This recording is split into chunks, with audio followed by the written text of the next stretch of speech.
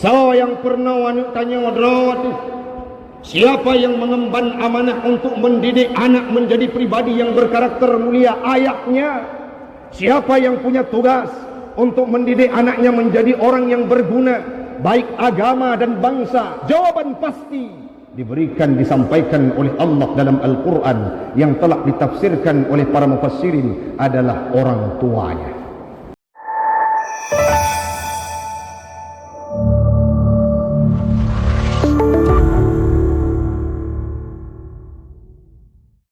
فقال الله تعالى في القرآن الكريم: أعوذ بالله من الشيطان الرجيم بسم الله الرحمن الرحيم يا أيها الذين آمنوا قوا أنفسكم وأهليكم نارا وقودها الناس والحجارة عليها ملائكة غلاد شداد لا يعصون الله ما أمرهم ويفعلون ما يؤمرون صدق الله العظيم وصدق النبي رسوله الكريم ونحن على ذلك من الشاهدين والشاكرين. إلهي أنت مقصودي ورضاك مطلوبي أعطني محبتك ومعرفتك.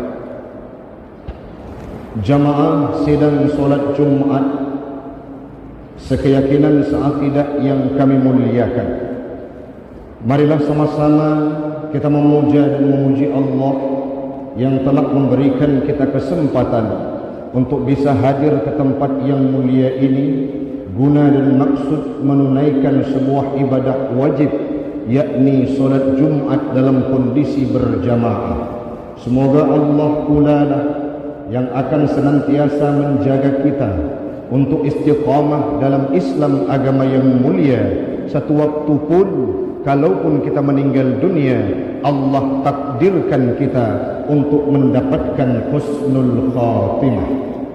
Salawat dan salam marilah sama-sama kita hantarkan keharibaan baginda Rasulullah sallallahu alaihi wasallam. Nabi Muhammad merupakan pribadi yang sangat luar biasa akhlaknya, baik sepak terjangnya.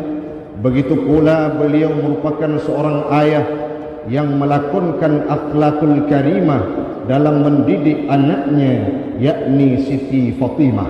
Dan itu pula yang akan kita terapkan dalam kehidupan kita sehari-hari, jamaah sekalian. Salawat dan salam kepada al dan sahabat beliau sekalian, para alim ulama mutaqaddimin dan mutaakhirin yang muktabar kedua-duanya. Yang kita hormati bersama emosi Masjid Darussalam yang kita cintai ini, BKM Masjid, pengurus masjid, jamaah sidang solat Jumat sekeyakinan seakidah yang kami muliakan.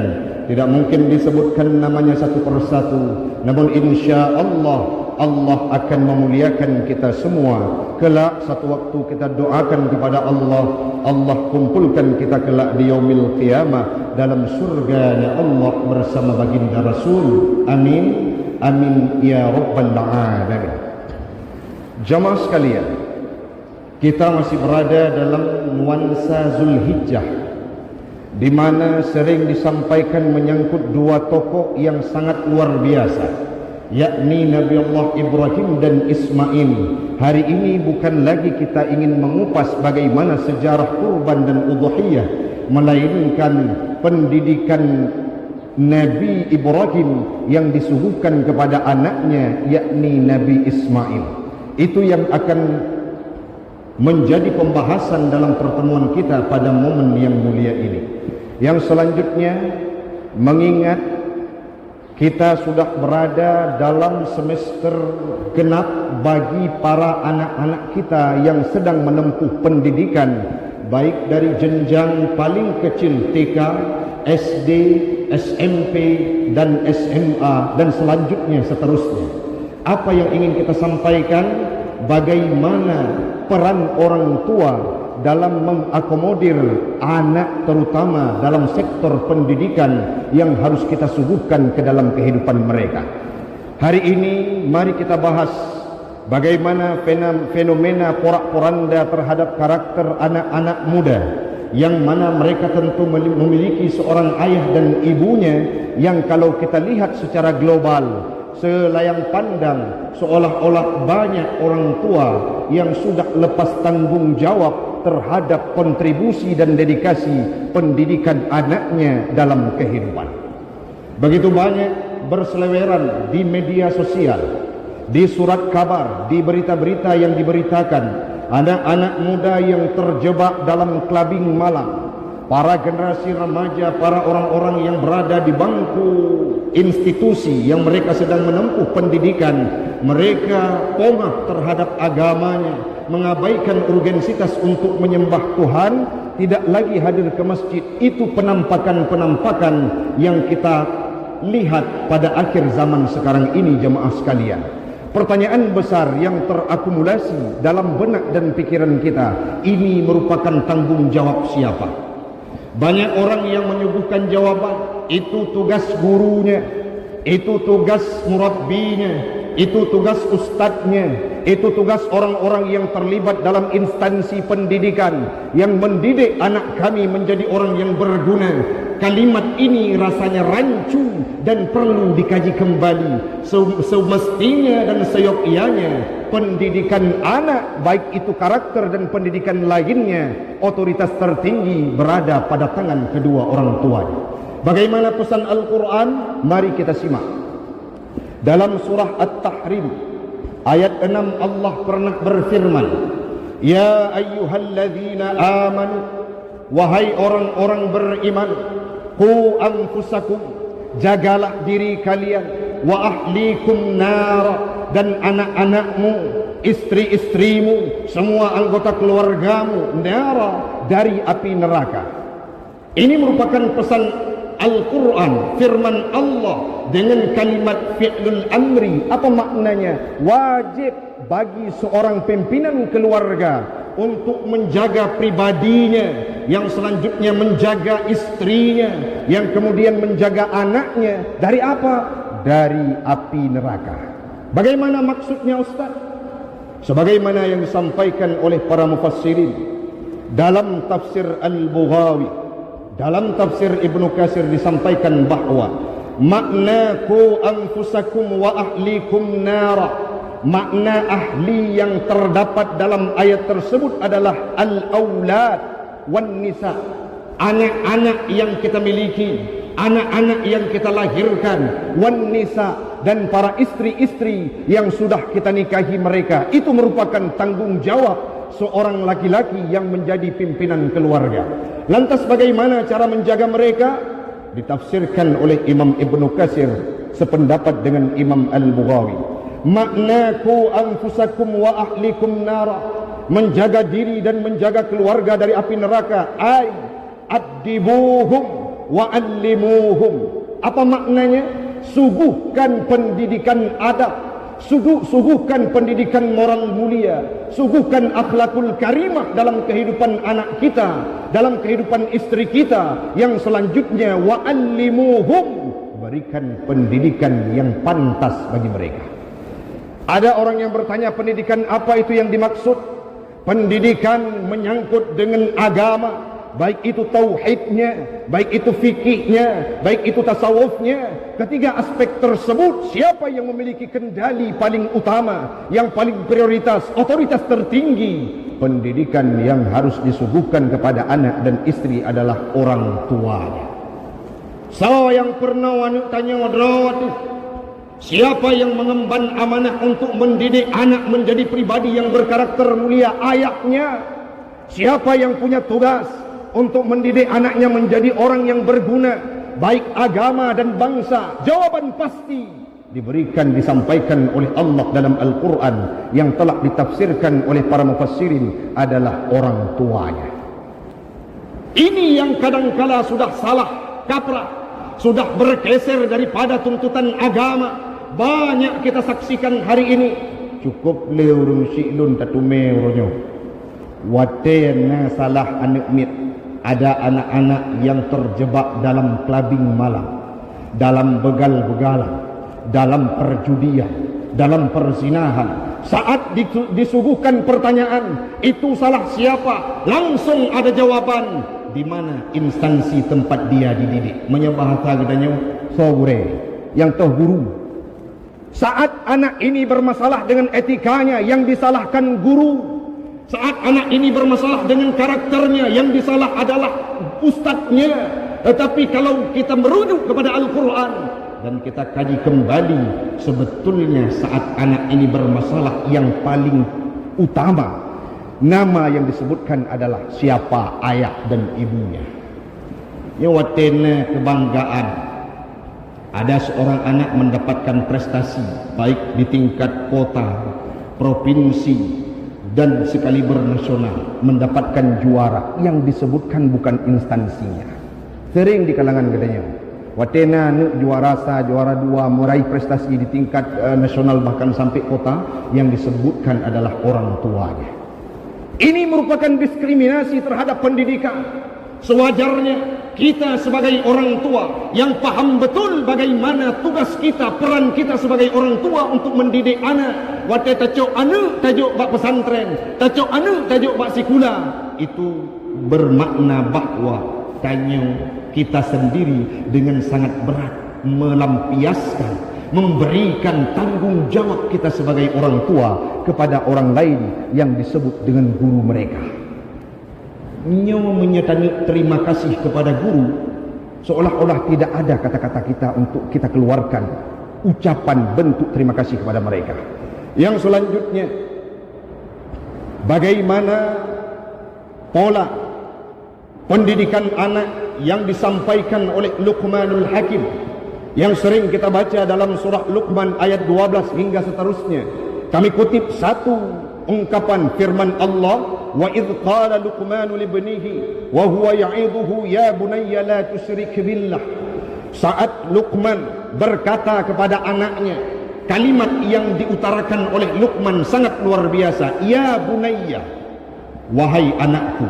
Kalau kita lihat dalam aspek lugawi, ya bunayya itu merupakan tasghir isfaq. Apa maknanya? Panggilan kerinduan, panggilan kemesraan, panggilan kasih sayang kepada seorang anak saat diberikan pendidikan. Apa pendidikan pertama yang diberikan oleh Luqmanul Hakim kepada anaknya? La tusyrik billah. Jangan engkau sekutukan Allah. Tidak ada dalam ungkapan Luqmanul Hakim saat dibuka pendidikan pertama kepada anaknya, hai nak, uranya bercarangkah terhadap ekonomi, bercarangkah terhadap ilmu-ilmu lainnya, tapi yang pertama disuguhkan kepada anaknya, anak mentang ubud lebih pendidikan oleh Luqmanul Hakim. Apa yang beliau tawarkan? La tusyrik billah. Hari ini adakah itu kita dapatkan dalam keluarga?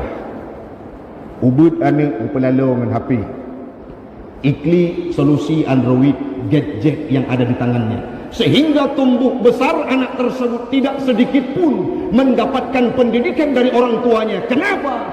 Karena banyak orang tua yang tidak paham dirinya sebagai orang tua, bagaimana tugas dan job desk kita sebagai orang tua. Ingat jamaah sekalian, Nabi pernah berpesan dalam sebuah hadis, kullukum ra'in wa kullukum mas'ulun an ra'iyatihi. Setiap kalian adalah para pemimpin dan akan dipertanggungjawabkan, akan dipertanyakan apa yang engkau pimpin masa dalam hidup. Disyarah oleh Imam Al-Qurtubi, fal imamul ladzi 'alan nasi ra'in. Seorang pemimpin, imam dalam kampung, dalam kecamatan dan sampai ke presiden, mereka merupakan pemimpin yang akan dipertanyakan oleh Allah Ta'ala bagaimana manusia yang engkau pimpin masa kepemimpinan engkau dalam kehidupan mereka. Yang selanjutnya dilanjutkan oleh Imam Al-Qurtubi, warrajulu ra'in ala ahli baitihi wa huwa mas'ulun anhum. Seorang laki-laki, seorang pemuda merupakan pemimpin ala ahli baitihi, terhadap anggota keluarganya, wa huwa mas'ulun anhum, nanti akan dipertanyakan di yaumil qiyamah. Baik membayangkan gak hei sagure. Nanu wate ora kiamat hanai semaya.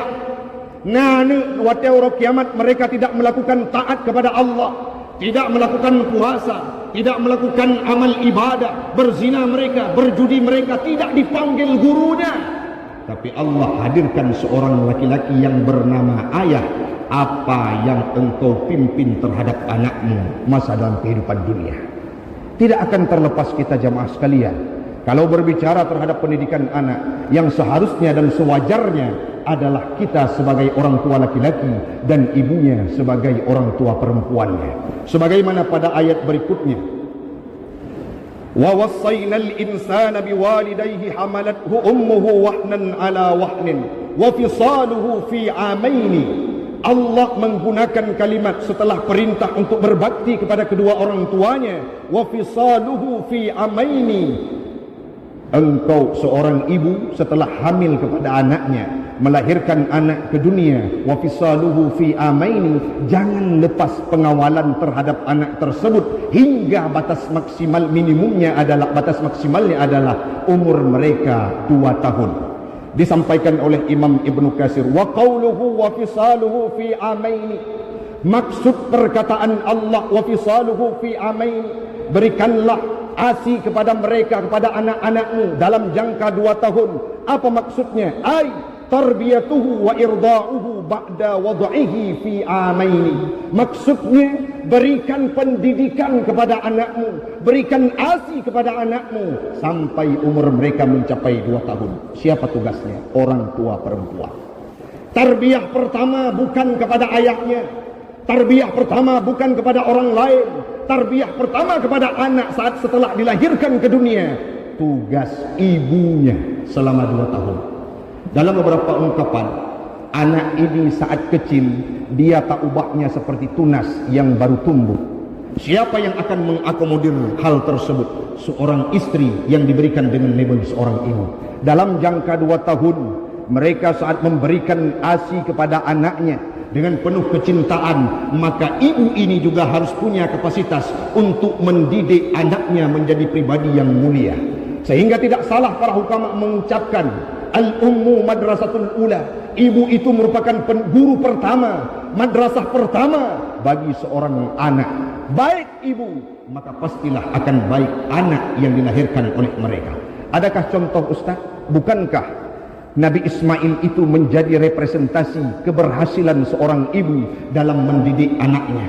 Bukankah Nabi Allah Ibrahim itu menjadi representasi keberhasilan Umailah sebagai ibunya yang tidak pernah terkontaminasi dengan komunitas Raja Namrud, bahkan suaminya Azar, sehingga anak yang dilahirkan oleh Umailah bernama Nabi Ibrahim disandangkan dengan titel Khalilullah oleh Allah Subhanahu wa taala.